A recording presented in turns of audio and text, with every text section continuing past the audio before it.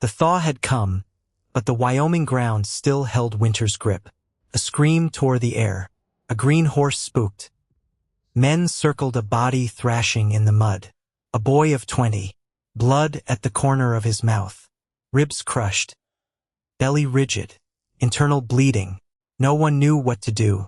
Then a figure ran toward them. Coat flying. Hands that did not shake. She dropped to her knees. Checked the pulse. Listened to the breath. Eyes wide. Get him to the cabin. Now. On the wooden table, oil lamp light flickered. She took up the scalpel. Her hands trembled for the first time. The boy was dying. No doctor within a day's ride. Only her. And 4 minutes. She cut. Blood surged. Ragged breathing. Pressure rising. A steady hand settled on her shoulder. From behind, and everything stopped. The wind hit the platform like it had something to prove. Norah Callahan sat on the last bench at the end of the Cheyenne depot, her coat pulled tight around a body that had stopped shivering an hour ago. That was the part that scared her. Not the cold, the absence of it. Her fingers had gone, from aching to numb to something in between, a kind of quiet she didn't trust. 3 days on this bench. 3 days of watching the ticket agent look through her like glass. She wasn't a passenger. She had no luggage, no fare, no name anyone here would recognize. She was just a woman in a threadbare coat, and out here, in the dead of a Wyoming January, that made her invisible. Her stomach had stopped growling that morning. She knew what that meant, too. The body doesn't complain forever. Eventually it just stops asking.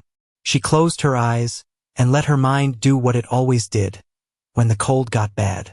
It went back to Philadelphia, back to the surgical ward at Founders General Hospital, where her hands used to move fast and sure over open wounds, where doctors twice her age used to step aside because they trusted her more than they trusted themselves.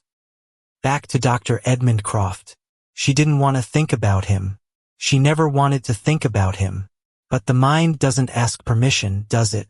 It just drags you back into the storage room, back to his hand closing around her wrist, back to the moment she shoved him off and told him exactly what she thought of him, and the moment after that when she realized shoving him off wasn't the end of it. It was the beginning, because a woman's word doesn't carry the same weight as a respected surgeon's. Because when Edmund Croft told the hospital board she'd been stealing morphine and falsifying charts, they believed him within the hour, which meant she was dismissed by nightfall, blacklisted by the following week. No hospital in Philadelphia would so much as let her pass the front desk after that. So she sold what little she owned, bought a ticket west on a rumor and a prayer that maybe out here, where the rules hadn't caught up yet, a woman with steady hands might still be worth something. She'd been wrong before. She was starting to think she'd been wrong about that, too. The station door slammed open. Cold air came, through in a wall, and snow skittered across the floorboards like something alive. Norah didn't look up. Whoever it was, they weren't here for her. Boots, heavy ones, crossing the floor without hurry, like the man attached to them had never once needed to rush anywhere in his life. They stopped in front of her bench. "You planning on freezing to death?" the voice said, low and rough around the edges. "Or are you just seeing how close you can get before you change your mind?" She opened her eyes.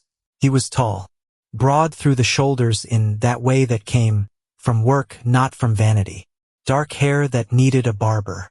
A coat dusted white at the collar, plain, no fur trim, no city polish, nothing that would have caught a second glance on any street in Philadelphia. Just a man in a working coat, with tired gray eyes that were right now entirely focused on her. "I'm fine," she said. "You're a terrible liar." "Then I'm a terrible liar who's fine." He didn't smile. He looked at her the way a man looks at a fence line he's about to have to fix, assessing, unimpressed, already calculating what it would take. "How long you been here? Does it matter?" "Matters if you're still here when they find you in the morning." She pulled her coat tighter. It didn't help. Nothing helped. "I appreciate the concern. I'm not your problem." "Didn't say you were." He tipped his head, studying her the way you'd study weather coming in over the mountains. But you're somebody's problem right now. And there's nobody else in this station but me. So that makes it mine unless you've got a better plan I'm not seeing. What do you want? Nothing. He shrugged like the question surprised him. There's a storm coming that'll bury this station by sunup. And I've got a conscience that acts up at inconvenient times. So I'm asking plain, you got somewhere to go? She should have lied. Should have said she had people waiting. A job lined up. Anything. But she was so tired. No, she said. He nodded, like that was the answer he'd expected all along. Family? Friends? No. Money? No. Skills? And there it was, the question that cracked something open in her chest. I'm a surgical nurse, she said, and her voice came back stronger than it had in days. Trained at Founders General Hospital. Can set bone. Stitch wounds closed clean. Deliver a breech birth without losing the mother. I can run a field hospital on my own if I have to. She met his eyes. So yes, I have skills. Something shifted behind his expression. Small. Almost nothing. But she caught it. That's so. It is. He pulled off one glove and held out a scarred, weather-hardened hand. Wes Cain. She stared at it a second too long before taking it. His grip was steady. Not crushing. Just certain. Norah Callahan. He let go, stepped back like the moment had gone on long enough. Here's the situation, Miss Callahan. I run cattle north of town. 24 men, and not one of them knows the first thing about doctoring beyond whiskey and a prayer.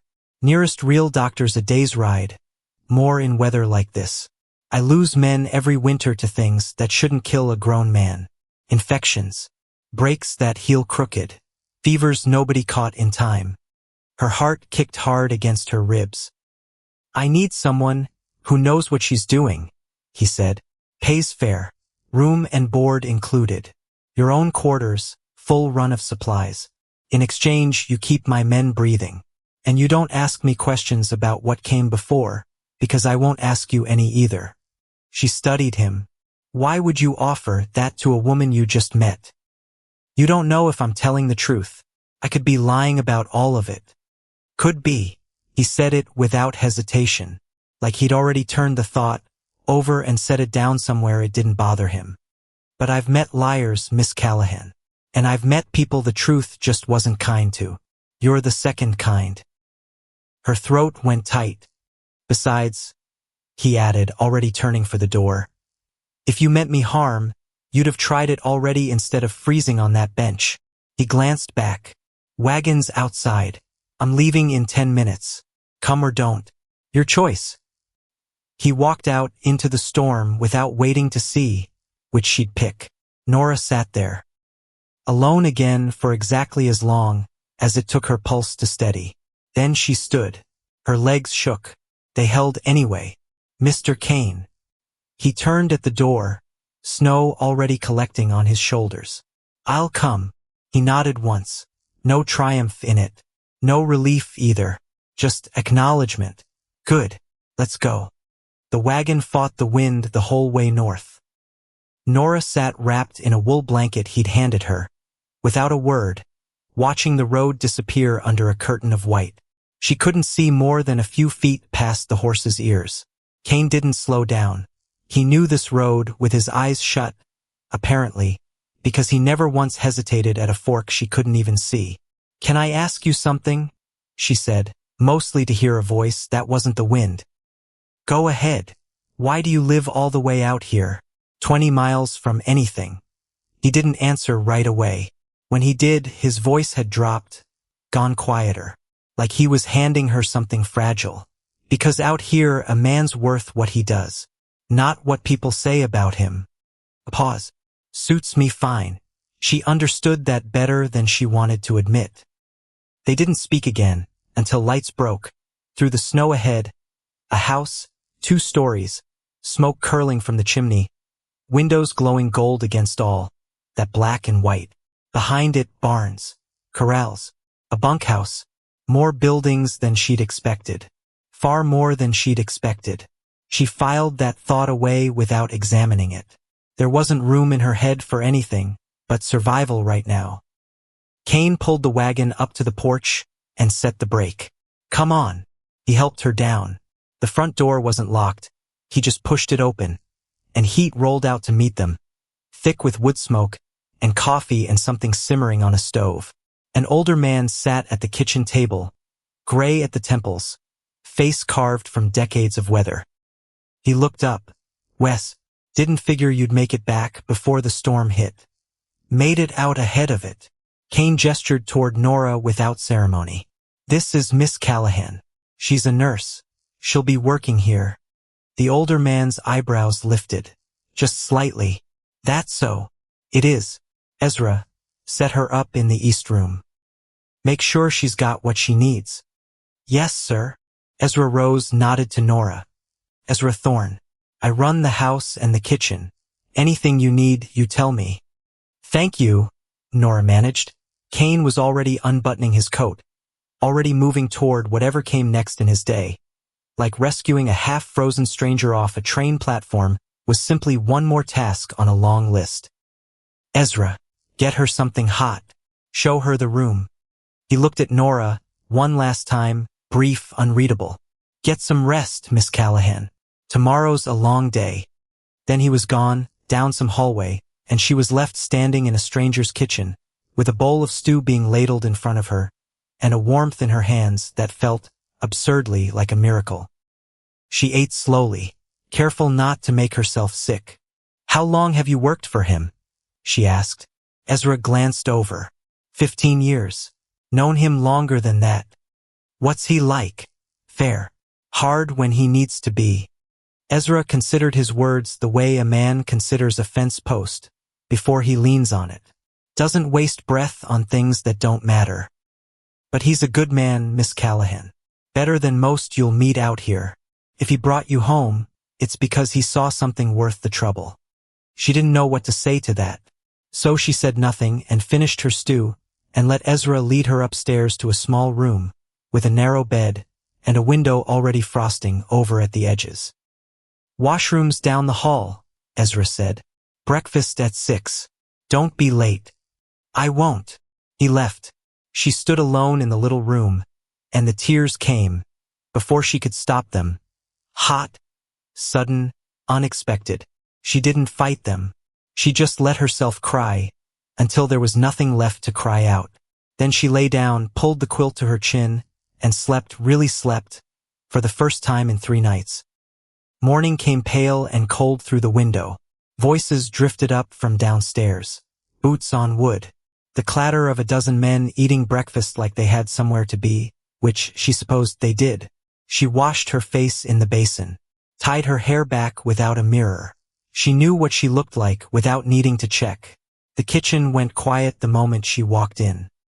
A dozen men, maybe more, all of them turning to look at the stranger in their midst. Not hostile, exactly, just watchful. The way men watch whether they haven't decided whether to trust yet. "Morning," Ezra said from the stove. "Coffee's on the counter."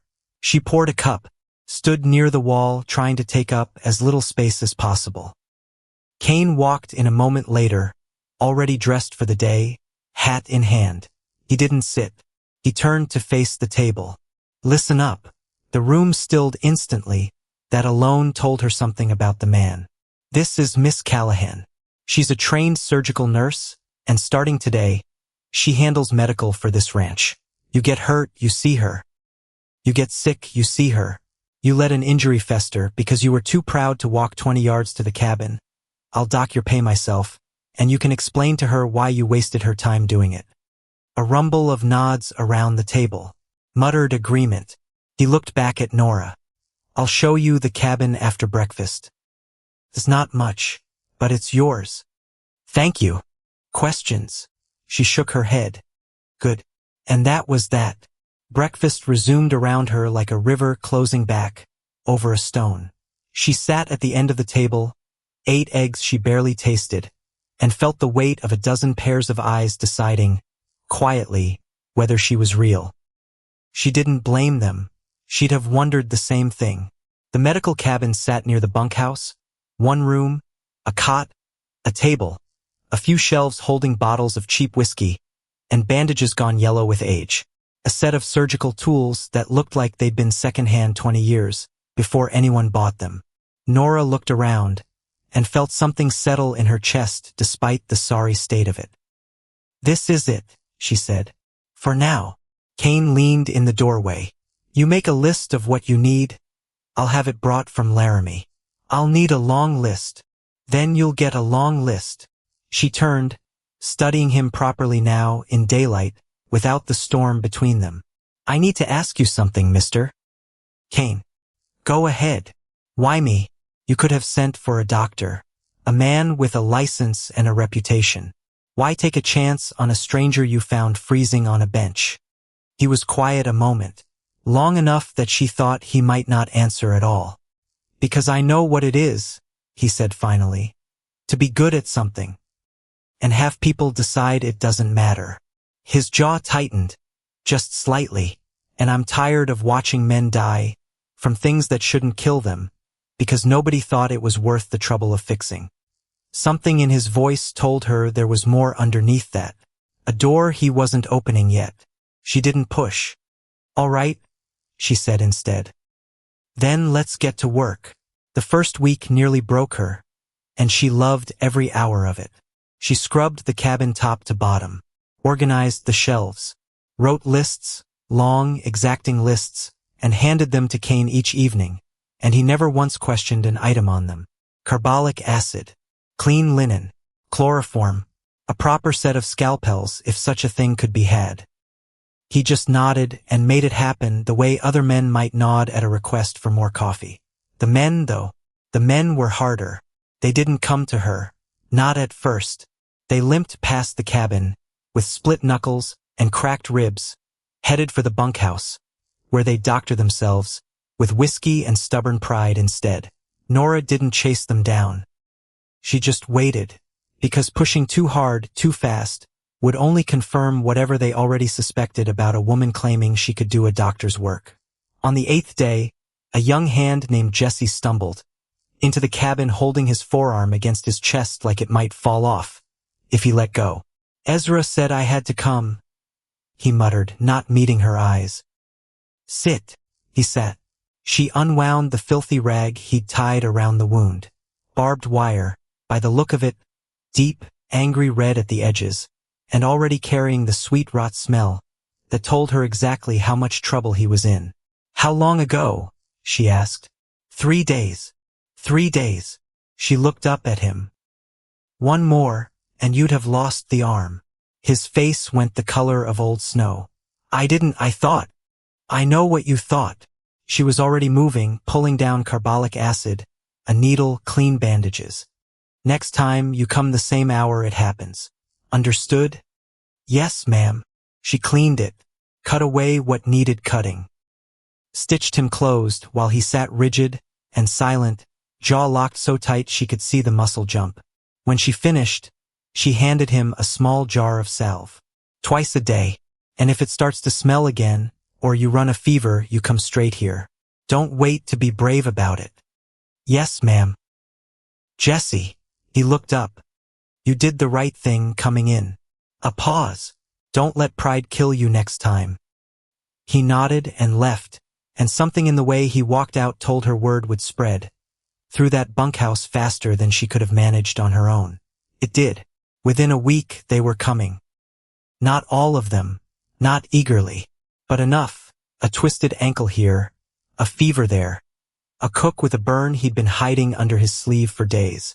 She treated them all with the same steady, unhurried hands, and slowly, the suspicion in the room started to thin. She learned their names, learned who exaggerated pain and who hid it, learned the rhythms of the ranch, the brutal early mornings, the long silent evenings, the particular kind of exhaustion that came from wrestling a living the ranch demanded. And, without quite meaning to, she started learning Wes Cain. He didn't come to the cabin often, but when he did, it was always late, always brief. He'd ask if she needed anything. Listen when she answered. Leave before the silence could turn into something else. One night, 3 weeks in, he arrived with a crate. He set it on the table without a word. Norah lifted the lid and stopped breathing for a second. Scalpels, forceps, clamps, all of it new. All of it better than anything she'd touched even in Philadelphia. "Where did this come from?" she whispered. "Denver. Had it shipped through a supplier in Laramie."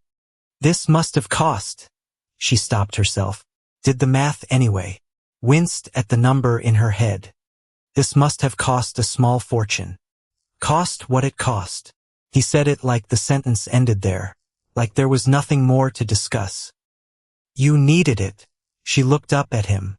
"Why are you doing this?" "Doing what?" "This. All of it. The tools.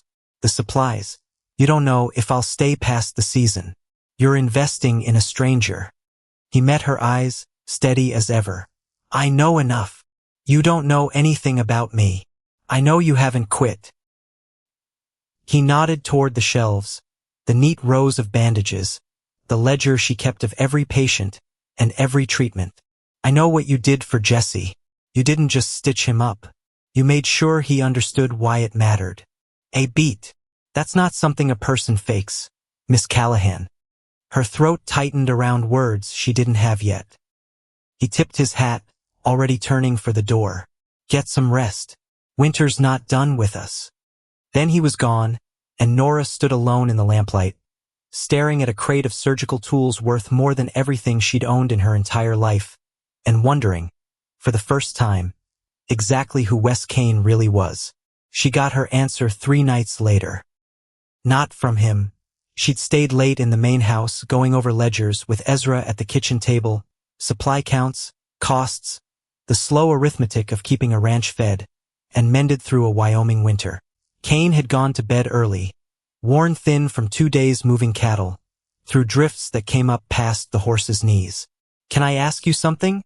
Norah said, watching Ezra's pen move down a column of numbers that didn't seem to trouble him the way they'd have troubled anyone else she'd ever met. "Go on. How does a cattle outfit afford all this?" She gestured, the crate of instruments, the shipments from Denver, the fine wool blankets stacked in the linen closet, the 2-story house with glass windows in a territory where most homesteaders were lucky to have a floor that wasn't dirt. "I've seen ranches, Mr. Thorne. This isn't what most of them look like." Ezra's pen stopped. He looked at her for a long moment, weighing something. Then he set the pen down entirely.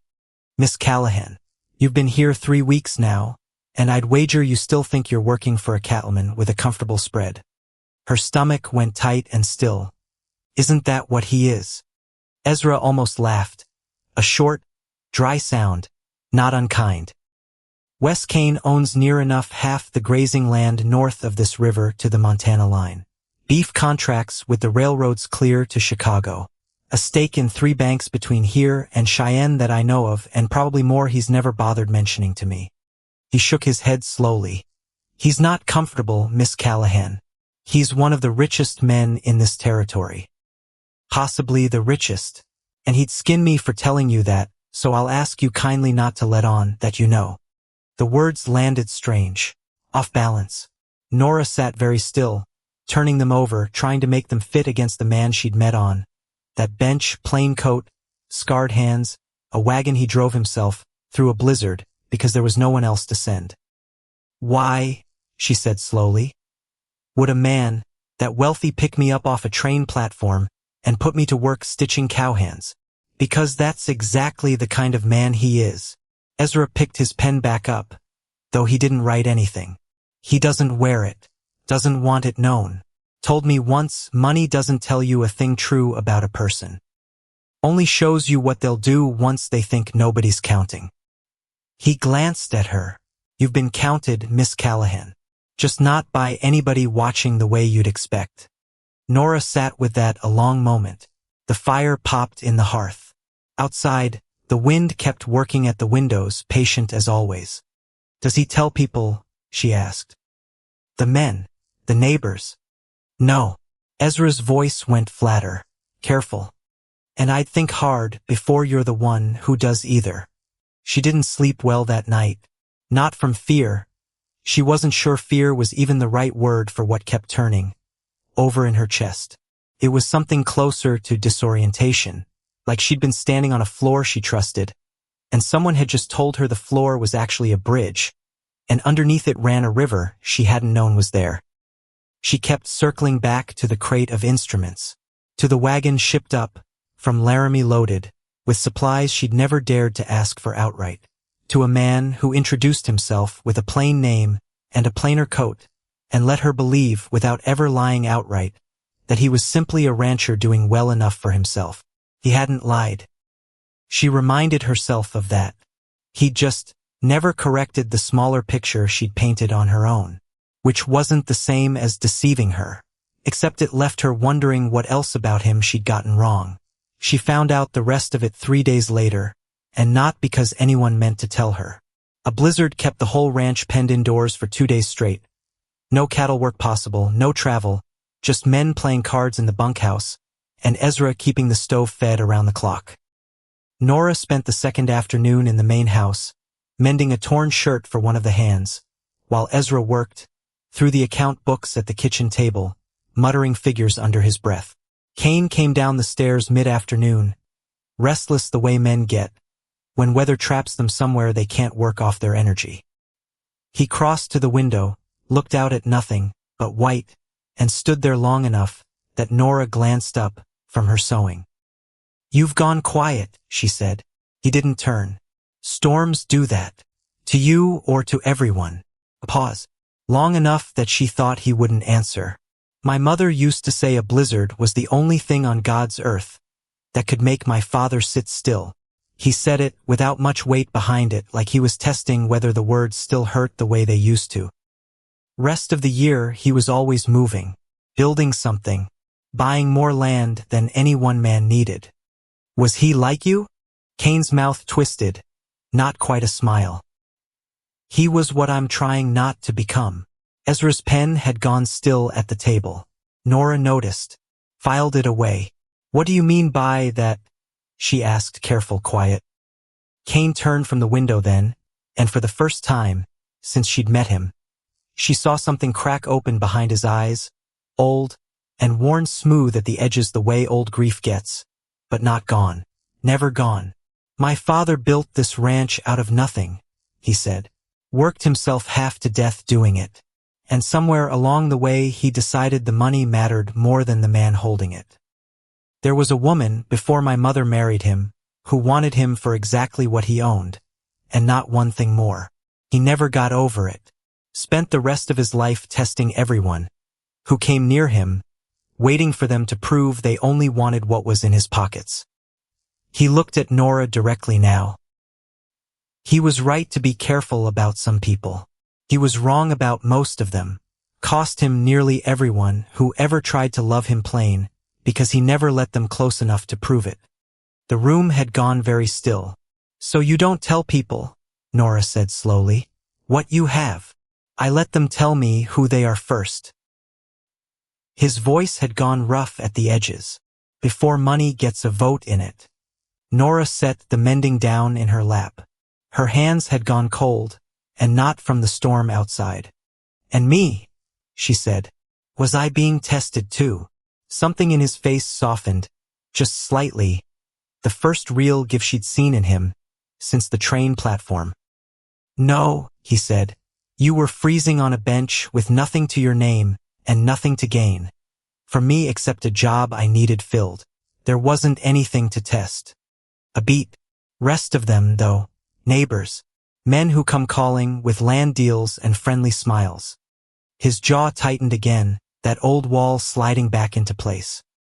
"Those I watch close." Norah didn't have an answer for that.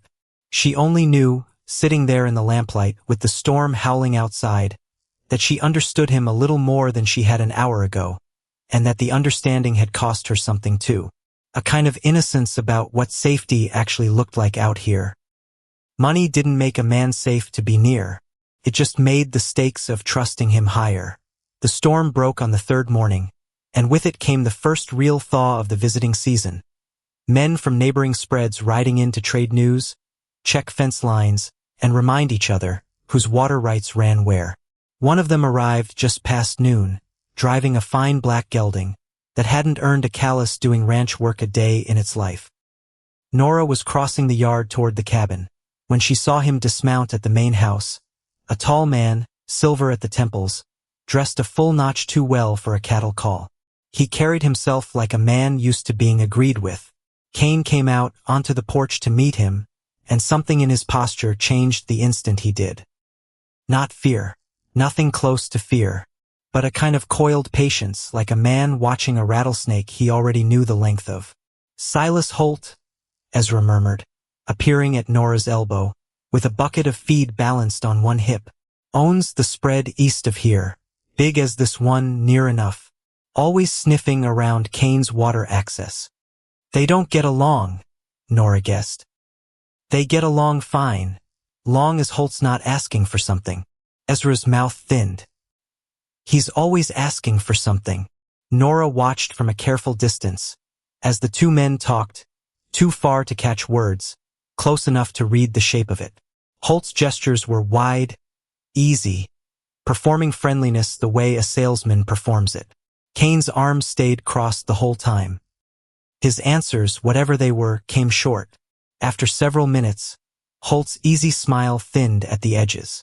He said something final, clipped, and Cain's response was shorter still. Holt mounted back up. Before he rode off, his gaze swept the yard and landed briefly on Norah. It wasn't a long look, just a beat too long to be casual. Assessing the way a man assesses land he hasn't decided yet whether he wants. Then he turned his horse and rode east, and the moment passed. Cain came down off the porch, jaw tight. "Everything all right?" Norah asked when he was close enough. "Holt wants my north grazing land. Offered again today. I told him again it's not for sale." He looked toward the eastern road, where Holt's shape had already shrunk into the white distance. "Man doesn't hear no well." "He looked at me," Norah said, before she could decide whether that was worth mentioning. Cain's eyes came back to her, sharp now. "What do you mean?" "Nothing, probably. Just he looked a beat too long. Like he was cataloging something." Something passed behind Cain's expression, brief, unreadable, gone before she could name it. "Stay clear of him if he ever comes around when I'm not here," he said. It wasn't a request. Man collects information the way other men collect cattle. Never known him to do it for no reason. Norah nodded, though the warning settled uneasily in her chest. A small cold stone she couldn't quite shake loose. She didn't think much more about it, not that day, not the day after. There was too much else demanding her hands. A hand with a dislocated shoulder from a spooked horse. Another laid up, with a chest cold, that worried her more than she let on. The rhythm of the ranch swallowed the moment whole, the way it swallowed everything eventually. But 3 days later, riding out past the eastern fence line to check on a homesteader's wife she'd heard was ailing, Norah passed close enough to the boundary between the two ranches to see a rider stopped at the property line, bent low over a scrap of paper propped against his saddle horn. Silus Holt. He didn't see her. She kept her horse to the tree line, out of easy sight, some old instinct keeping her still, and quiet the way she used to go still in a hospital corridor, when she sensed trouble before she could name it. Holt finished writing, folded the paper twice, tucked it inside his coat, with the particular care of a man handling something he didn't want creased, or lost, or read by anyone who wasn't meant to read it. Then he turned his horse and rode east, toward town, toward the telegraph office, toward whatever destination that letter was bound for. Norah sat her horse a long moment after he'd gone, that same cold stone settling deeper in her chest. She didn't know what the letter said. She told herself, riding on toward the homestead, that it was probably nothing. A land deal, a grievance about fence lines, the ordinary business of men who didn't like being told no. But some old, tired part of her, the part that had learned the hard way in a Philadelphia storage room, and the ruin that came after it, exactly how far a determined man would go to get what he wanted, didn't believe that for a second. Somewhere east of here, a letter was moving, and she had the distinct, unshakable feeling that its final destination was farther away than Cheyenne. Much farther. All the way back to Philadelphia. She should have said something. She didn't. The thaw came slow that year, the way it always did in high country. Not a single morning, where winter simply gave up, but a long stubborn argument between seasons that dragged into March. Norah didn't mind the mud. Mud meant the ground was breathing again. Mud meant calving season was close, and calving season meant work, real work, the kind that left her hands raw, and her mind too busy to circle back to Philadelphia more than once, or twice a day, which she counted as progress. Because there was a time, not so long ago, when Philadelphia lived behind her eyes every single hour. Now it only visited, uninvited, brief, like a relative nobody liked showing up for supper, and leaving before dessert. She told herself that counted as healing. She wasn't sure it did, but she told herself anyway. The cabin had become something by then. Not just a shelf of bandages and a cot in the corner. Her place. She'd hung a curtain over the one window, sewn from a bolt of blue calico Ezra had produced without explanation. She'd built a second shelf for the instruments Wes had shipped from Denver because the first one wasn't wide enough anymore, because word had spread past the ranch fence, because now it wasn't just cowhands limping through her door. It was homesteaders, farmers' wives, a rancher's daughter with a fever that wouldn't break. She treated them all, charged what they could pay, which was sometimes nothing, which Wes had told her once briefly, like it cost him something to say out loud, was exactly how he wanted it run. "You're building something," he'd said. "I'm just doing my job." "No." He'd shaken his head slow. "You're building something."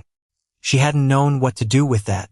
So she'd said nothing, and gone back to grinding herbs for a poultice, and let the compliments sit in her chest like a coal that wouldn't go out. Spring brought Silus Holt around twice more. Both times brief. Both times that same easy performance of friendliness stretched thin over something colder underneath. Both times, Wes met him in the yard, and never once invited him past the porch steps. Norah watched from the cabin window on the second visit. Watched Holt's gaze drift, casual as anything, toward her door, and hold there a beat too long, same as before. She didn't mention it to Wes, which, thinking about it later, was maybe the first mistake. Because she told herself it was nothing. Because she told herself a man looking at a cabin wasn't the same as a man plotting something inside it. Except some old instinct kept nagging at her anyway, quiet and persistent, the way a splinter nags, before you notice it's gone septic. Caleb went down on the second Tuesday of April. Norah was elbow deep in a birthing kit, restocking gauze, when Jesse came sprinting across the yard, so fast he nearly went down in the mud himself. "Miss Callahan." His voice cracked wrong, too high, too fast. "It's Caleb. Horse got spooked. Kicked him. He's not. You gotta come now." She was moving before he finished the sentence. Because that was the thing about this work. You didn't wait for the whole story. You moved on the first true word and let the rest catch up. They'd laid him in the dirt near the corral. 5 men standing around him the way men stand around something they don't know how to fix, helpless, hats off, faces gray. Caleb was 20 years old, skinny, Kansas raised, 3 months on the payroll, still learning which end of a horse not to stand behind. Now he was on his back in the mud, breathing in short wet gasps, blood at the corner of his mouth, his skin gone the color of old snow. Norah dropped to her knees, pressed 2 fingers to his throat. Pulse, thin, fast, wrong. "What happened?" she said, flat, no room in her voice for panic. Panic was a luxury for later. "Green horse," one of the men said, voice shaking. "Spooked at nothing. Caught him square in the ribs, before anybody could pull him clear." "How long ago?" 10 minutes, maybe less." She pulled his shirt open. The bruising was already blooming dark along his left side, deep, spreading, the kind of bruise that told you the damage wasn't on the surface. It was underneath, where you couldn't see it, where it mattered most. She put her ear to his chest, listened past the panic drumming in her own ears. Breath sounds, muffled on the left. Belly rigid, tender, the wrong kind of tight under her palm. Internal bleeding, which meant the clock had already started. and she had no idea how much time was left on it. "Get him to the cabin," she said. "Now. Careful with him, don't twist his back." They lifted him. He screamed once, thin and animal, and the sound went through her like a blade. She ran ahead, swept the table clear with one arm. Water was already boiling. Ezra, bless him, had heard the shouting and started moving before anyone told him to. "Put him down. Gently." They laid him on the table. His eyes rolled, unfocused, his breathing turning into something wet and rattling that made her stomach drop straight through the floor. "Out," she said. "All of you, except—" She scanned the room, landed on the steadiest face in it. "Jesse, stay. I need your hands." The others cleared. Jesse stood by the door, fists clenched white, face the color of ash. She checked his pupils. One blown wider than the other. Shock, setting in fast. Minutes, not hours. Her hands were already moving, scrubbing, reaching for instruments she'd prayed she'd never need to use this way. Not out here, not without a surgeon standing at her shoulder to catch her, if her hands shook. Her hands were shaking, because this was different from stitching a cut or setting a bone. This was cutting into a body to find bleeding she couldn't see, and stop it, before the boy on her table ran out of blood to lose. Because nurses didn't do this. Because in Philadelphia, she'd have called for a surgeon, and stood 2 steps back and handed him instruments while he did the part that mattered. Except there was no surgeon here. There was just her. And a boy dying on a table. And about 4 minutes to decide whether she was going to let that happen or not. She picked up the scalpel. The door banged open behind her. Wes, face white, chest heaving like he'd run the whole way, from wherever he'd been. "What do you need?" he said. "No panic in it. Just ready. Boil more water. Clean cloths, every one you've got. And hold him still, if he comes around. Because he cannot move. Do you understand me? Not even an inch." Understood. He didn't ask another question. He just moved, and something in her chest loosened a half-inch at the sight of it. One less thing to manage, one steady presence in a room that had otherwise gone entirely to chaos. She made the first cut. Her training came back to her in pieces, the way it always did under pressure, fragments of lectures she'd half forgotten, the memory of watching surgeons work, with hands that never once trembled. She found the source, packed it, fought the bleeding back one careful motion at a time, while Jessie held the boy's shoulders down, and Wes fed her cloth after cloth, silent, focused, never once flinching, from the blood soaking through them. An hour passed, maybe more. She lost the shape of time entirely, until at some point the bleeding slowed, then stopped, until Caleb's breathing evened out, still shallow, still frightening, but even, steady, until she stepped back, from the table, hands red to the wrist, and let out a breath she hadn't realized she'd been holding for the better part of an hour. "Is he?" Wes's voice came rough, unsteady, for the first time since she'd met him. "I don't know," she said honestly. "The next few hours will tell us. If there's damage I couldn't see." She stopped, made herself finish it. "I don't know." Wes put a hand on her shoulder. Just that. Just weight and warmth and steadiness. "You did everything you could. I performed surgery." Her voice came out flat, distant even to her own ears. "On a kitchen table. With no license and no one to catch me if I made a mistake. You saved his life." "I don't know that yet." "I do." She looked at him then, really looked, past the blood and the exhaustion, and the fear still hammering under her ribs, and something in his face was so certain, so unshakably sure, that she almost believed him despite herself. Caleb didn't die. He woke the next morning, confused, in pain, but alive, pulse steady, color returning, the particular stubborn brightness in his eyes that told her he was going to be difficult to keep in bed for the recovery he actually needed. Word moved through the ranch by noon. By supper, every hand on the property knew what had happened in that cabin. Some looked at her different after that. Respect, mostly, a little awe, and from one or two, Boone chief among them, something closer to unease, like she'd crossed some line, that made them uncertain what else she might be capable of. She didn't care about Boone. She cared about the boy breathing steady in the cot across the room, and the fact that she'd done something that could have destroyed her if it had gone wrong, and the fact that Wes Cain had stood in that room the entire time without once asking her to stop. That night, once Caleb was settled and sleeping, Wes found her sitting outside the cabin door, staring at nothing, hands still faintly stained no matter how many times she'd scrubbed them. He didn't say anything at first, just sat down beside her on the step. "You're shaking," he said finally. "I know. You weren't shaking in there. No time to in there." She looked down at her hands. "Now there's time." He was quiet a moment. Then, low, "I keep thinking about what could have gone wrong. So do I. But it didn't. This time." She turned to look at him. "Wesley," she caught herself, corrected softer.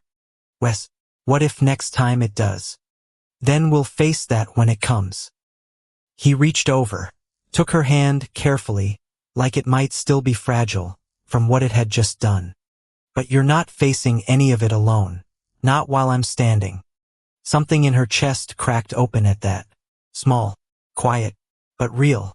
She didn't pull her hand away. The fire came 3 weeks later, and nobody believed lightning had anything to do with it. Not once they'd seen where it started. It was Jesse who spotted the smoke first, out past the east pasture, rising thick and black against a clear afternoon sky. No storm clouds anywhere near, no thunder, nothing but blue for miles, which should have been the first warning, because fire needs a reason, and that afternoon, the sky hadn't given it one. By the time Wes and a dozen men reached the pasture, flame had already swallowed a third of the grazing land, driven fast by a wind that seemed determined to help it along. Norah rode out with her bag because where there was fire, there would be burns, and where there were burns, there would be men who needed her. She wasn't wrong. They fought it for 3 hours, beating flame back with wet blankets, digging fire breaks with hands blistered raw, hauling water until the well ran shallow. Norah set up a station at the trough, treating what she could between runs to help pass buckets, because there wasn't a spare hand to be found, and she wasn't about to stand idle, while men she knew by name choked on smoke 20 yards away. Wes was everywhere, directing, hauling, throwing himself bodily at the fire line again, and again until his hands were raw, and his coat scorched black at the sleeves. She watched him do it, and felt her heart seize every single time, until, near the end, one of the hands, Hewitt, an older man with a scar along his jaw, came stumbling toward the trough dragging something behind him. A charred lantern, cracked glass, the wick still smoking faintly. "Found this?" he said, breathless. "Half buried near where it started. Weren't no lightning struck this pasture today, boss. Somebody set this." Silence dropped over the group like a blanket thrown on flame.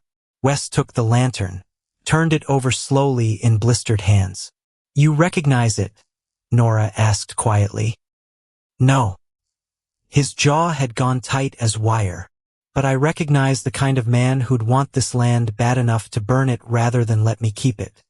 He didn't say the name. He didn't have to. Norah watched it settle behind his eyes anyway. She thought of the letter she'd watched Holt fold at the fence line weeks before, and said nothing about to anyone.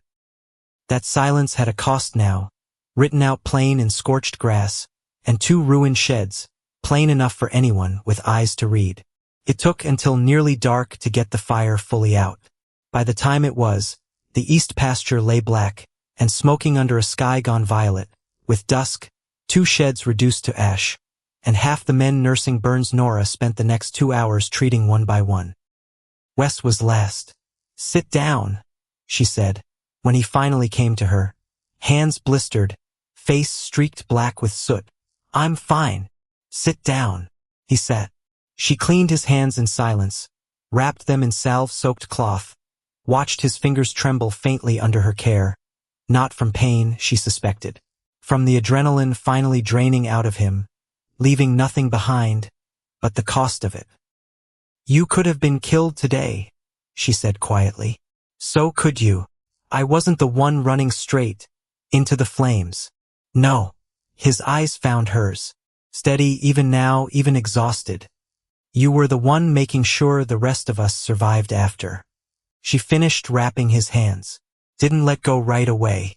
Wesley, she said. And this time she didn't correct herself. Yeah. Don't do that again. Can't promise that. Then promise me you'll be careful. He looked at her a long moment. The kind of look that had weight to it, that asked a question neither of them had said out loud yet. I'll try, he said finally. It wasn't enough. But it was all she was going to get, and some small reckless part of her decided, right there, that it was enough for tonight. The confession came 4 nights later, and it came the way most true things did, with Wes Cain, quiet and plain, and entirely without warning. She was in the cabin, reading by lamplight, when he knocked, which was nothing new, except something in the knock was different, hesitant almost, and Wes Cain did not do hesitant. She opened the door, and found him standing there like a man who'd rehearsed something on the walk, over and lost every word of it the second she appeared. What's wrong? She said, because that was always her first question now after everything. Nothing's wrong. He exhaled. Can I come in? Of course. He stepped inside. Stood there a long beat, just looking at her, the lamplight catching the exhaustion still faint under his eyes, from the fire. Wesley, what is it? I need to say something, he said, and I don't know how you're going to take it, but I can't keep not saying it. Her heart had started up too fast already. All right. I care about you, Norah. The words came out rough, unguarded, nothing like the careful, measured man she'd watched run a ranch, and face down a burning pasture without flinching. More than I probably should. More than smart, given what I am and what you've been through and every reason either of us has to be careful about this.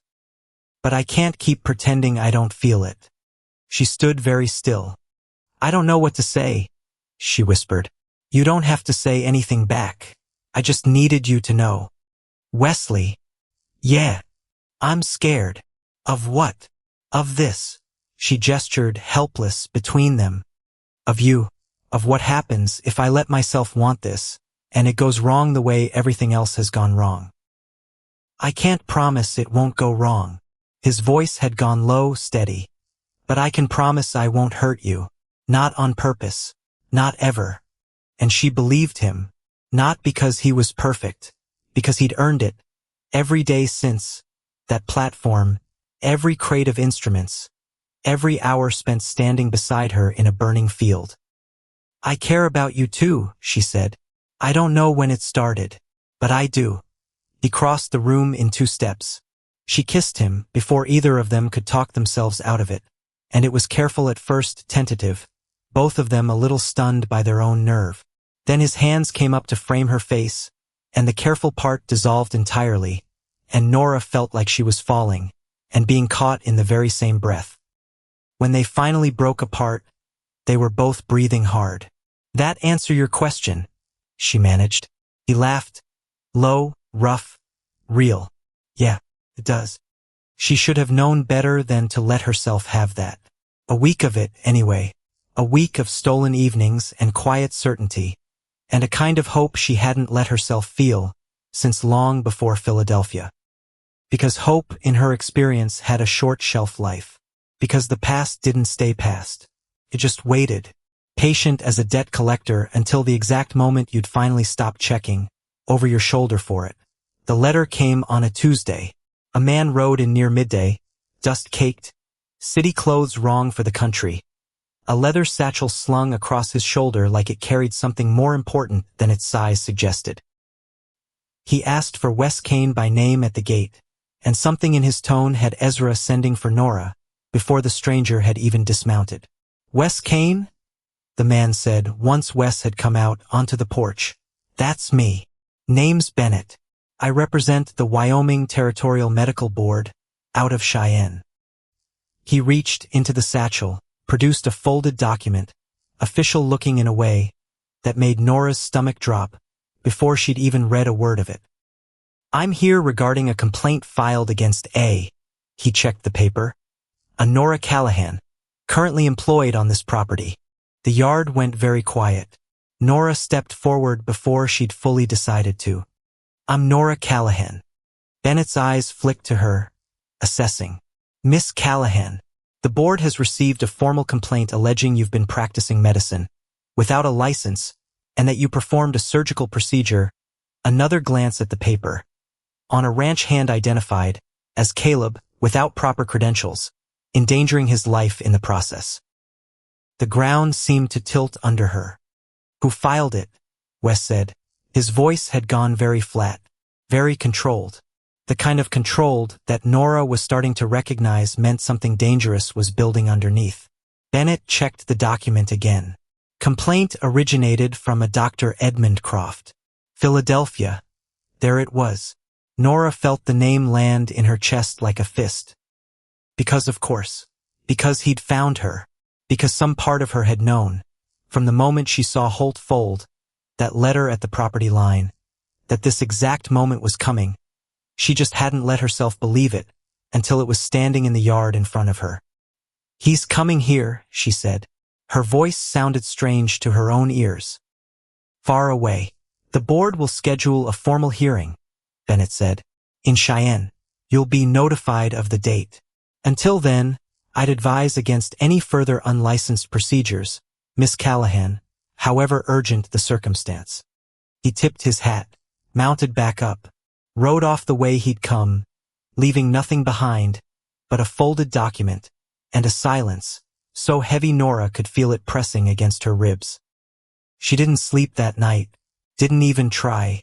She sat at the cabin table with the lamp burning low, staring at nothing, running the whole thing backward, the letter at the property line, Holt's gaze lingering too long at the cabin window, the two visits that had never quite sat right in her stomach. Because it had to be Holt. Didn't it? Who else even knew about Croft? Who else had reason to go digging into her past and hand it to a man 300 miles away, who was still, after everything, looking for a way to finish what he'd started? Except she had no proof, just a folded letter she'd watched a man tuck into his coat, and a feeling in her gut that had never once steered her wrong.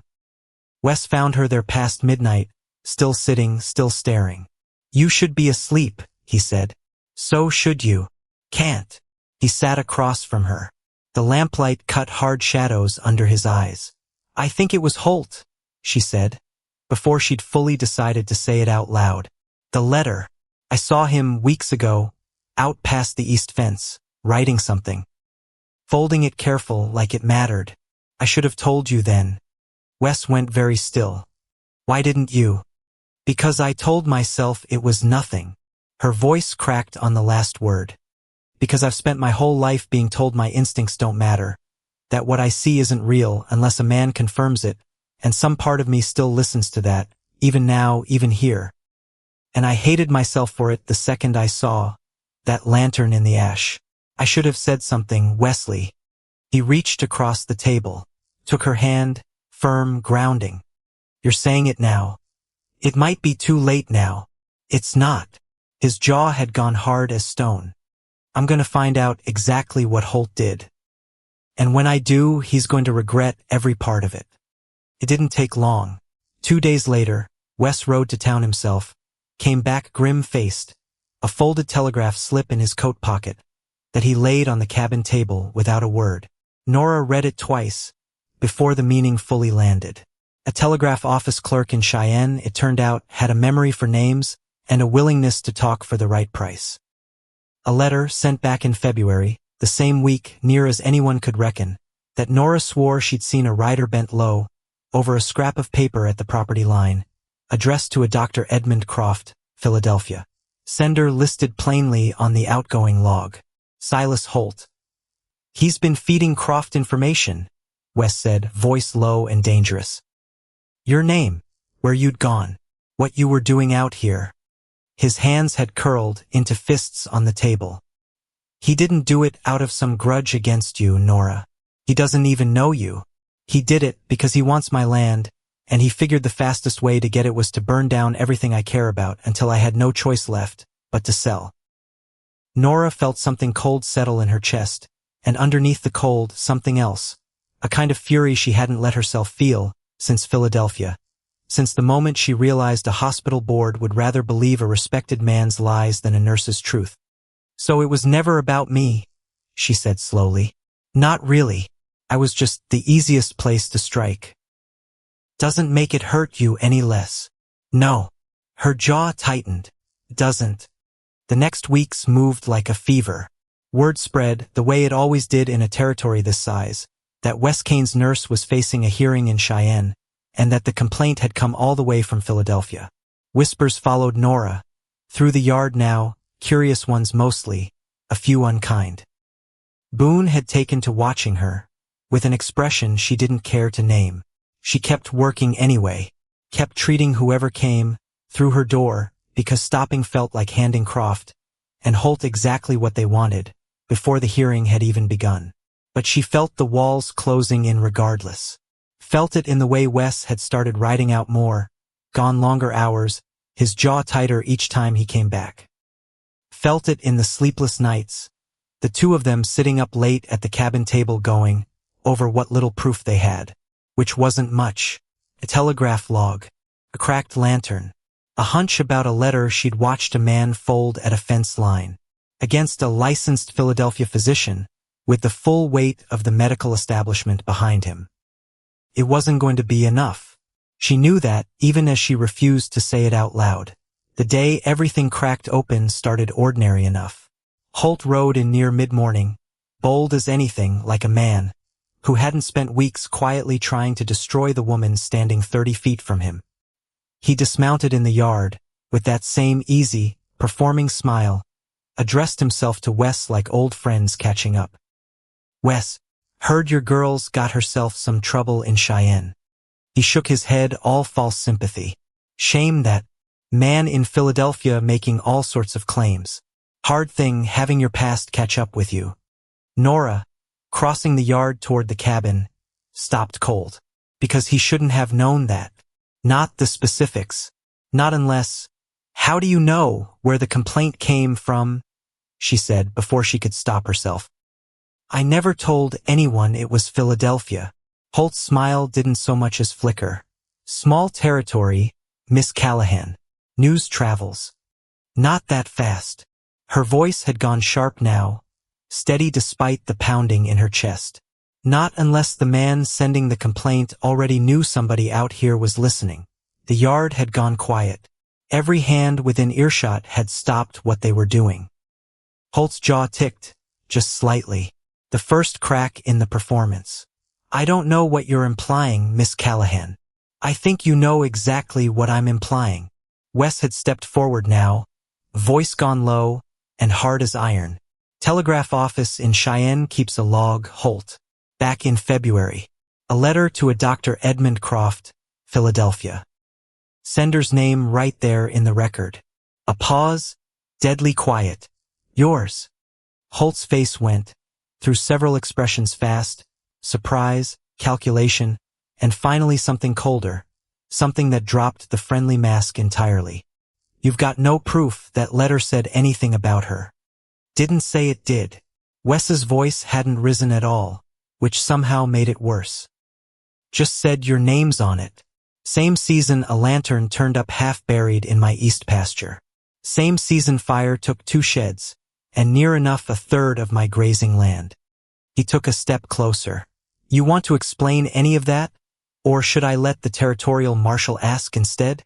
Holt's hand had drifted, almost unconsciously, toward the pistol at his hip, and stopped there, hovering as every hand in that yard shifted their weight in response, a dozen men suddenly very alert. For a moment nobody moved. Then Holt's hand dropped away from the pistol, and something in his face went hard, and all pretense finally burned away. "You think this ends with me?" Holt said quietly. "It doesn't. Croft's already filed the complaint. Board's already scheduled the hearing. You can chase me off your land today, Cain, but she's still standing in front of that board come August, with nothing but a ranch full of cowhands to speak for her." He mounted back up, slow, deliberate, reclaiming what dignity he could.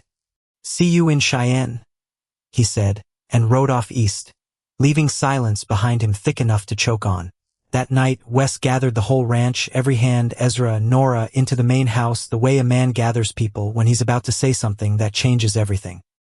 Norah stood near the back, still shaking faintly from the day, still trying to piece together exactly what was about to happen. Wes stood at the head of the room, and for a long moment, said nothing at all. "Most of you know me as a man who runs cattle," he began finally. "Pays fair, doesn't waste words." A pause. "What most of you don't know is that this ranch is the smaller half of what I own. That I've got grazing land clear to the Montana line, contracts with railroads, stakes in banks from here to Cheyenne." He let that settle over the room, a dozen faces going slack with shock. Ezra's the only one that didn't change at all. "I've kept that quiet a long time, for my own reasons, because I wanted people to deal plain with the man in front of them, not the money behind him." He looked at Norah then, directly. The whole room seemed to hold its breath.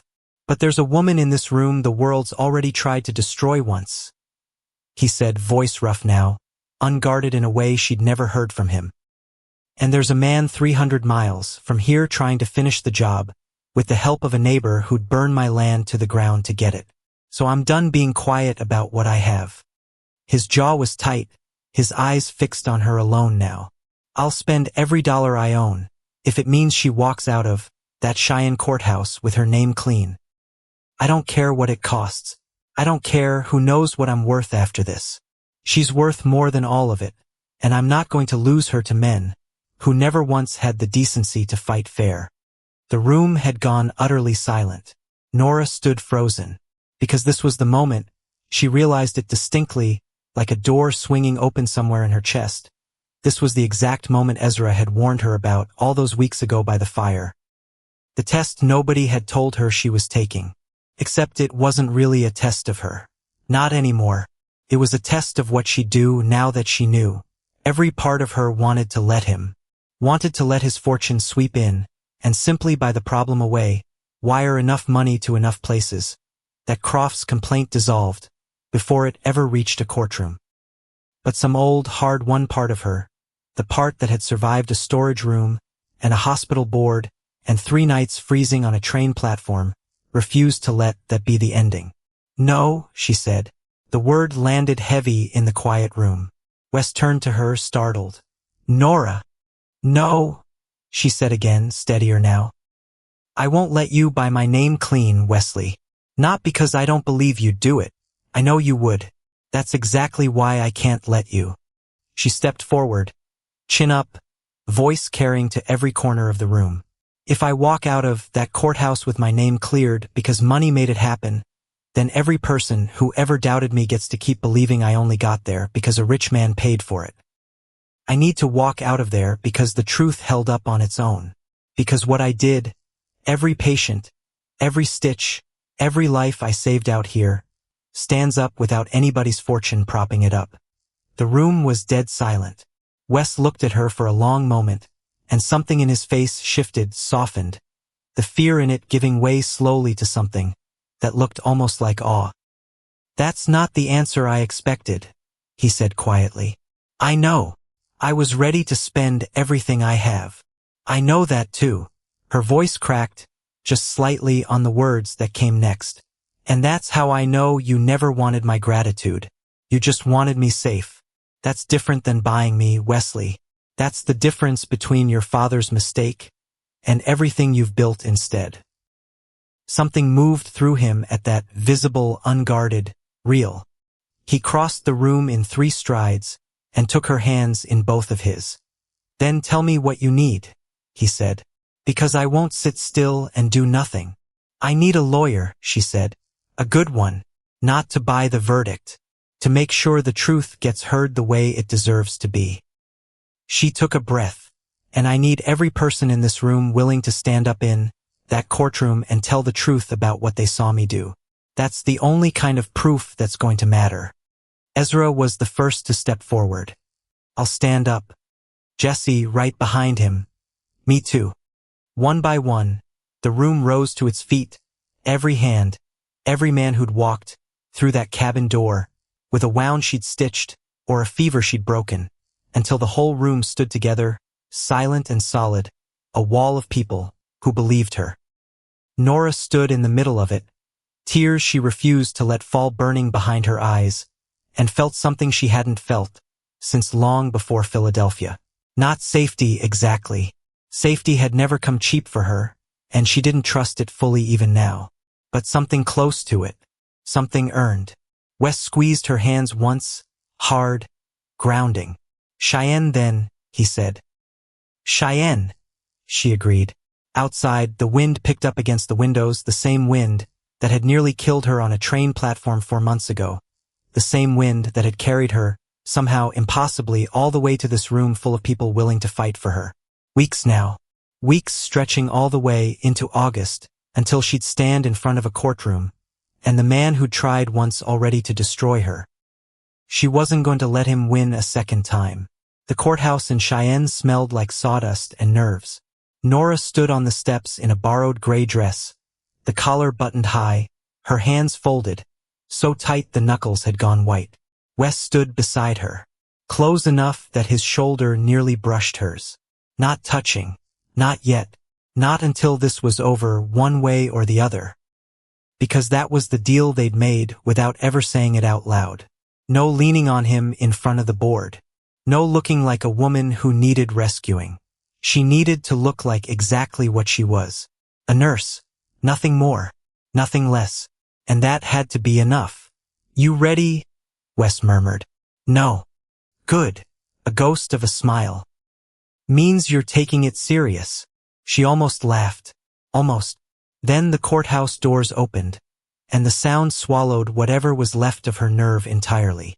Inside, the benches were packed shoulder to shoulder. Homesteaders. Ranch hands. Farmers' wives holding babies she'd delivered herself. Word had spread faster than she'd expected. Faster than she wanted, if she was honest, because every extra face in that room was one more witness to whatever happened next. Good or bad, Holloway met them at the front table.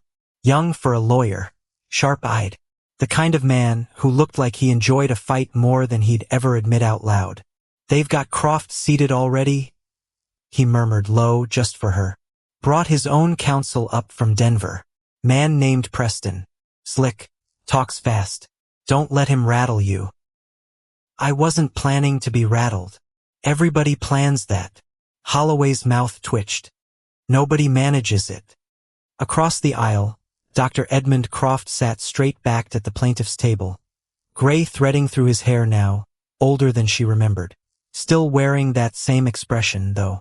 That same cold certainty that the world would bend to whatever he said, because it always had before. He looked at her once, held it a beat too long. Norah didn't look away first. Small thing, but it steadied something in her chest that had been shaking since the courthouse steps.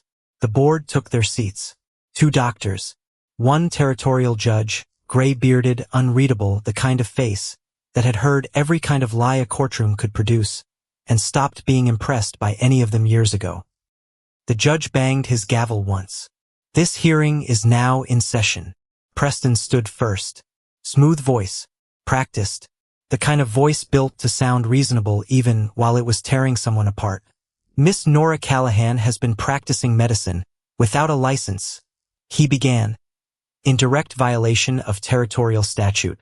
She has performed surgery, prescribed treatment, made decisions reserved under the law for licensed physicians alone. Whatever her intentions, the law exists to protect the public from exactly this kind of unregulated practice." He turned, gestured toward Croft. "Dr. Croft, her former supervisor at Founders General Hospital, is here to testify to her unfitness for any medical role whatsoever." Holloway was on his feet before Preston had even finished sitting. "Objection. Dr. Croft's characterization of events in Philadelphia was never tested in any court. Is hearsay dressed up as testimony." The judge's eyes moved to Preston. "Documentation?" Preston produced a folder. Internal correspondence from the hospital board, detailing the reasons for her dismissal. Holloway took it, flipped through it fast, expression flattening. Your Honor, these are letters written by Dr. Croft himself, describing accusations Dr. Croft himself made. This isn't evidence. It's a man's opinion of his own conduct, notarized. A murmur rolled through the gallery. The judge banged his gavel once. We'll hear testimony and determine what's relevant as we go. Mr. Preston, call your witness. Croft walked to the stand like a man who'd walked to podiums his whole life and never once doubted he belonged there. He placed his hand on the Bible, swore the oath. Saturday. Dr. Croft, Preston began. Describe your professional relationship with Miss Callahan. She worked under my supervision as a surgical nurse, Croft said, voice smooth, unhurried. Competent enough with basic tasks, but she lacked the judgment required for anything beyond that. Over time, I began noticing irregularities. Missing morphine. Altered charts. When I confronted her about it, she grew defensive. Erratic. And what action did you take? I reported my concerns to the hospital board. An investigation followed. She was dismissed. And now she's here, Preston said, performing surgery in Wyoming territory, which is precisely why I felt compelled to travel here myself. Croft's eyes found Norah's across the room, cold and certain. Miss Callahan is dangerous. She lacks the training, the temperament, and frankly the stability required to practice medicine. The people of this territory deserve better protection than she can offer them. Norah's hands had gone rigid in her lap, because that was the thing about lies told smoothly enough. They almost sounded true, even to her, even knowing every word of it was false. Holloway rose. Your witness? Preston said, and sat, looking entirely too pleased with himself. Holloway approached the stand slow, unhurried, like a man with all the time in the world. Dr. Croft, you've made some serious allegations. Let's examine them one at a time. A pause. You claim Miss Callahan stole medication. The hospital investigation confirmed.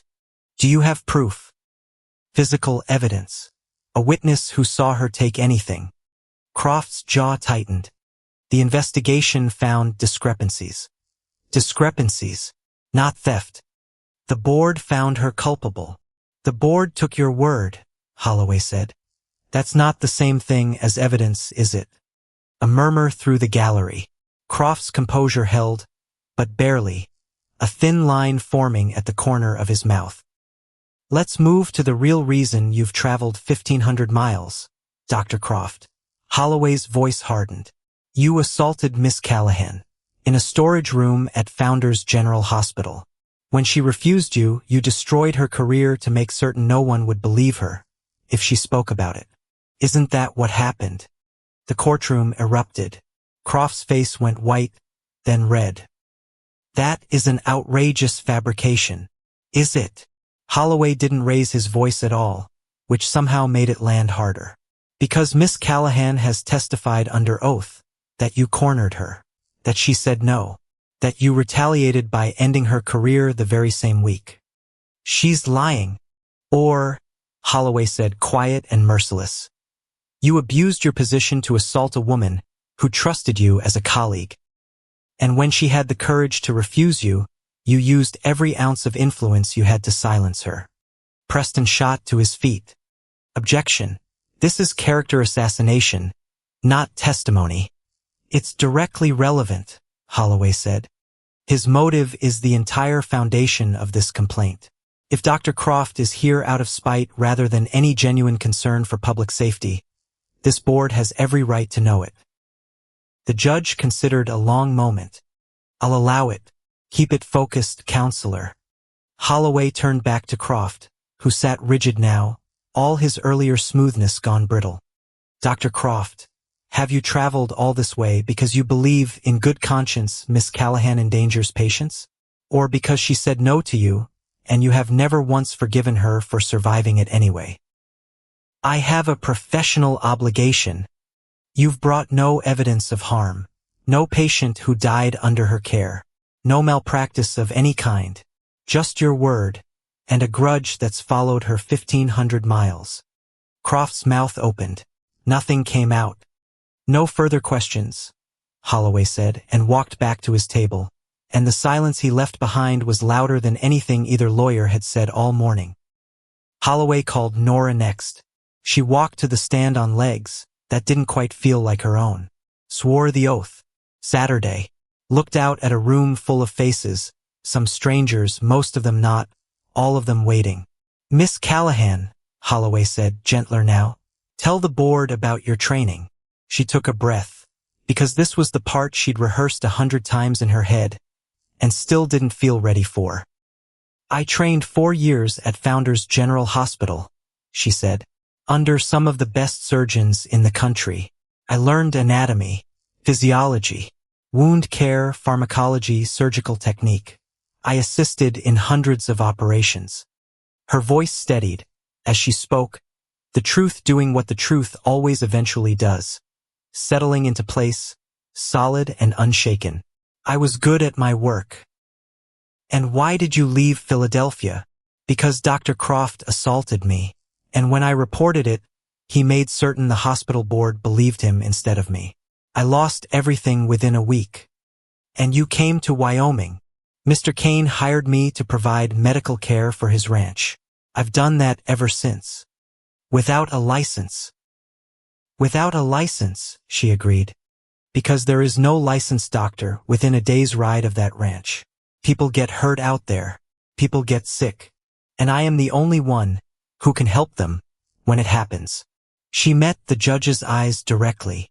"So I helped them. Tell the board about Caleb." Her throat tightened. She made herself go on anyway. "Caleb is a ranch hand, 20 years old. A horse kicked him in the ribs, and he began bleeding internally. Bleeding I could see was going to kill him within the hour if nobody acted. The nearest doctor was a day away. He didn't have a day." Her hands had curled into fists in her lap, steady now, not shaking. "So I operated. I knew it was against the law. I also knew that if I didn't, he would die on that table regardless of what the law said about it. I made my choice, and he is alive today." Holloway gestured toward the back of the room. "Caleb, would you stand?" A young man rose, thinner than he'd been that day on the table, but upright. "Whole, alive." Norah felt tears burn behind her eyes, and refused, absolutely refused, to let them fall. "How many patients have you treated since arriving in this territory?" Holloway asked. 211. "How many died under your care?" 3. Her voice didn't waver. "One from injuries too severe before I ever reached him. One from pneumonia that had already progressed too far. One elderly woman whose heart simply gave out despite everything I tried. I did everything within my ability for each of them. And the others, they're alive," she said. "Because I was there, because there was no one else." Holloway let that sit in the silence a long moment. No further questions. Preston rose for cross-examination, already smiling like a man certain he still held the winning card. "Miss Callahan, you admit you hold no medical license." "I do." "You admit to performing surgery." "I do." "Then by your own testimony, you have broken the law." Norah looked at him. Something in her had gone very calm, very clear, the way it always did in the middle of a crisis, the part of her that stopped feeling and started simply doing what needed doing. "I've saved lives," she said. "If that is what breaking the law looks like out here, then perhaps the law was never written with this territory in mind." The gallery erupted into applause. The judge's gavel came down hard, but Norah caught, just barely, the faint twitch of something at the corner of his mouth that wasn't entirely disapproval. Preston tried once more. "You're asking this board to disregard the very standards meant to protect the public." "I'm asking this board," Norah said, steady now, unshakable, "to recognize that out here, those standards don't reach far enough to protect anyone. The people of this territory don't need a diploma hanging on a wall. They need someone willing to stop the bleeding before it's too late. I have done that over and over, and I will keep doing it whether this board approves of me or not." Preston sat down, said nothing further, The witnesses came after that, one after another, through the long stretch of the afternoon. Mothers, farmers, ranch hands with old scars she'd stitched herself. Ezra, steady and unshaken, describing every crate of supplies, every patient turned away. From nowhere else, every night she'd worked past exhaustion, because someone needed her to. By the time the last witness stepped down, the light through the courthouse windows had gone long, and gold, late afternoon sliding toward evening. The judge called a recess, said the board would reconvene in the morning with a decision. Norah walked out onto the courthouse steps, into a crowd that parted for her, murmuring, reaching to touch her sleeve, her hand, strangers and neighbors alike offering something she hadn't let herself expect. Belief, plain and simple. Wes was there the instant she cleared the doors. Didn't touch her, not yet, not in front of everyone, but stood close enough that she could feel the solid warmth of him beside her. "You did well in there," he said quietly. "I just told the truth. That's all it ever needed to be." She looked at him, and for the first time all day allowed herself to hope. She didn't sleep that night either, which felt by now almost like tradition. Every hearing, every crisis, every night before something that mattered, always the same restless hours staring at a ceiling that offered no answers. Wes sat in the chair beside the hotel bed, same as he had before, keeping watch the way he always did, when the stakes ran too high for either of them to pretend at calm. "You should rest," she said. "So should you." "I can't." "I know." She turned her head to look at him in the dark. "What if they rule against me tomorrow? Then we figure out what comes next." "There might not be a next, Wesley. If they bar me from practicing anywhere in this territory, then I'll go wherever you go." He said it simply, no hesitation in it at all. Ranch money, none of it means a thing if you're not standing next to it. You can't just walk away from everything you've built. "Watch me." She sat up. "That's not fair to ask of you." "You're not asking. I already decided." He reached over, took her hand in the dark. "I decided the night I found you freezing on that bench, Norah. Whatever happens tomorrow, we face it together. If we have to build something new somewhere else, we build it. But I am not losing you. Not to Croft. Not to Holt. Not to anybody." She leaned into him and he wrapped his arms around her, and for a little while, not long, but enough, the fear went quiet. Morning came too fast, the way it always did before the mornings that mattered most. The crowd outside the courthouse had grown overnight. Somehow, word traveling faster than any of them could track. Faces Norah recognized, and dozens she didn't, all of them waiting. "We're with you, Miss Callahan," someone called as she passed. "Don't let them break you. You saved my boy. I won't forget it." She nodded to each of them, throat too tight for words, and walked inside. The courtroom was packed tighter than the day before. Standing room only along the back wall. Croft sat pale and rigid at his table, refusing to look anywhere near her. The wait stretched unbearable. Norah watched the clock on the wall, counting seconds, until finally the door to chambers opened, and the 3 board members filed back in. The judge banged his gavel. "This hearing is back in session. The board has reached its decision." Norah's heart pounded, so hard she could barely hear her own thoughts over it. "This case raises questions that extend beyond the letter of the law," the judge began, reading from the paper in front of him. "Miss Norah Callahan stands accused of practicing medicine without a license, a charge she does not dispute. The question before this board is whether her actions constitute a violation warranting sanction, or whether the circumstances under which she has worked justify a different conclusion entirely." He paused. The whole room seemed to hold its breath along with her. "We have reviewed testimony from more than 30 witnesses. We have examined Miss Callahan's patient records, her training, and the conditions of her work. We have also considered the allegations made by Dr. Edmund Croft regarding her conduct in Philadelphia." Norah's hands clenched white in her lap. After careful deliberation, the board finds as follows. A pause that stretched unbearably long. "First, The allegations from Philadelphia are unsubstantiated and appear to be motivated by personal grievance rather than legitimate professional concern. This board gives them no weight whatsoever in its decision. A murmur rippled through the gallery. Croft's face had gone the color of ash. Second, while Miss Callahan holds no formal license, her training is extensive, and her record in this territory is, frankly, exemplary. She has treated over 200 patients, with outcomes that exceed those of many licensed physicians practicing in this territory today. Norah felt tears finally break loose, hot and unstoppable. Third, the law as currently written fails to account for the realities of frontier life, where licensed physicians remain scarce or entirely absent. This board recognizes that rigid adherence to such requirements, in regions like this one, does more harm to the public than good. The judge looked directly at her now. Therefore, it is the ruling of this board that no sanction whatsoever be imposed against Miss Norah Callahan. The courtroom exploded. The judge banged his gavel through the noise, waiting for the room to settle before he continued, his voice carrying now over the last of the murmurs. As for Dr. Edmund Croft, the judge's eyes moved, flat and cold, toward the plaintiff's table. This board is deeply troubled by the allegations raised concerning his conduct. While we hold no jurisdiction over matters in Philadelphia, our findings, along with sworn testimony taken today, will be forwarded directly to the Commonwealth Board of Physicians for full review.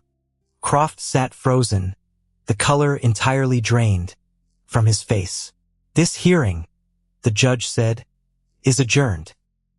The gavel came down once, final, and the courtroom broke apart into celebration. Norah stood on legs that had gone entirely unreliable. Wes reached her, before she'd even fully processed what had happened, pulling her into his arms right there in front of everyone. No more pretending, no more careful distance, and she buried her face against his chest and let herself finally cry. Not from grief this time, from something that felt, astonishingly, like relief. Holloway clapped a hand on Wes's shoulder, grinning wide. "We did it. She did it," Wes corrected, voice thick. People pressed close around them, shaking her hand, thanking her. A dozen voices overlapping, until she couldn't separate one from another. She tried to answer, tried to find words for any of it, and mostly just nodded, and let the tears keep falling, and held on to Wes like he was the only solid thing left in a room spinning too fast to track. Across the courtroom, alone, utterly alone, Croft rose from his table. No one approached him. No one spoke a single word to him. He looked at Norah once, his expression twisted somewhere between fury and disbelief, and then he turned and walked out, through the doors without another word. Norah watched him go, and felt, to her own surprise, nothing at all. Not triumph, not even anger anymore. Just the quiet, settled certainty that he could never touch her life again. Outside, the street had filled with celebration. Someone had produced a bottle of whiskey from somewhere and was passing it hand to hand. A woman Norah had treated for a broken arm hugging her fiercely, tears on both their faces. Caleb pushed through the crowd, grinning wide, healthy and whole. "Thank you, Miss Callahan, for everything. You're the one who stood up and told the truth," she said, hugging him back. "I should be thanking you." A woman with a notebook appeared at her elbow, Josephine Reed, the newspaper writer who'd sat quietly at the back of the courtroom the entire 2 days, pen moving the whole time. "Miss Callahan, do you have a statement for the paper?" Norah looked at her, then at the crowd, then at Wes. "I do," she said, "but not here. Not right now." A breath, shaky and grateful all at once. "Right now I just want to go home." Josephine smiled, closing her notebook. "I'll come by the ranch next week. We'll talk then." The ride home stretched long and quiet, the Wyoming plains rolling past gold under a late summer sun, the mountains standing distant and blue at the edge of everything. Norah watched it pass and thought, for the first time in longer than she could remember, that this hard, beautiful, unforgiving country had become something she hadn't dared to name before. Home. When they reached the ranch, every hand stood waiting outside the main house, hats in their fists, word having beaten them there by hours. Hewitt stepped forward first. "Glad to have you back, Miss Callahan. This place wouldn't be the same without you." Her throat tightened. "Thank you, all of you. I couldn't have done any of this without your support." "You did it yourself, ma'am," Hewitt said. "We just told the truth." But the story wasn't finished yet. Not quite. 3 days later, a rider came in from the east, not Holt this time, but a territorial deputy, dust-covered and grim, asking for Wes by name. Norah's stomach dropped the instant she saw him. "Got a warrant," the deputy said once Wes had come out to meet him. "For Silus Holt. Arson. Conspiracy." He glanced toward Norah. Territorial Marshal's office picked up a witness 2 towns over. Woman claims Holt paid her to give false testimony against Miss Callahan here, if the hearing had gone that far. Confessed the whole arrangement once she found out the board ruled against Croft anyway. Didn't see the sense in hanging alone for a scheme that already failed. Josephine Reed tracked her down, the deputy added. Newspaper woman. Wouldn't let it go once she started digging into who tipped Croft off in the first place. A faint, grudging respect crossed his face. Persistent, that one. Wes's jaw had gone tight. "Where's Holt now?" "Riding out to bring him in this afternoon. Thought you'd want to know first, given the fire." They arrested Holt at his own gate 2 hours later. Word reached the ranch by supper. Holt hadn't even bothered to run. Hadn't seen it coming, until the deputy's shadow fell across his porch. He'd simply stood there, the story went, and said nothing at all as they read the charges. His ranch, mortgaged twice over to fund the scheme against them, went up for sale within the month. Wes bought it for a fraction of what it was worth. Not out of greed. Norah watched his face when the papers were signed and saw nothing like triumph in it at all. Just a kind of tired, sorrowful closure. "Feels strange," he admitted that night. "Owning land a man tried to burn me out for wanting." "You didn't take it from him," Norah said quietly. "He gave it away himself, the day he lit that match." Autumn came gold and quiet after that. Norah's work didn't slow, patients now traveling, from homesteads 2 days distant, drawn by a story that had made its way into newspapers as far as Denver. Croft, they learned weeks later through a brief, formal letter, had been stripped of his license entirely. 3 other nurses had come forward once the ruling made the papers, women who'd stayed silent for years, believing, the way Norah once had, that no one would ever take their word over his. She read the letter twice, felt something in her chest finally, quietly, let go. Wes asked her in November on the porch, with the first snow of the season just beginning to dust the yard the same way it had the night he'd found her. "I already told you I love you," he said, simple as anything. "Figured it was time I asked you to make it official." "That's not much of a proposal, Wesley. Never claimed to be a poet." Faint smile. "Marry me anyway." She laughed. Really laughed. Bright and unguarded. "Yes. Yes. Yes, Wesley Cain. Yes."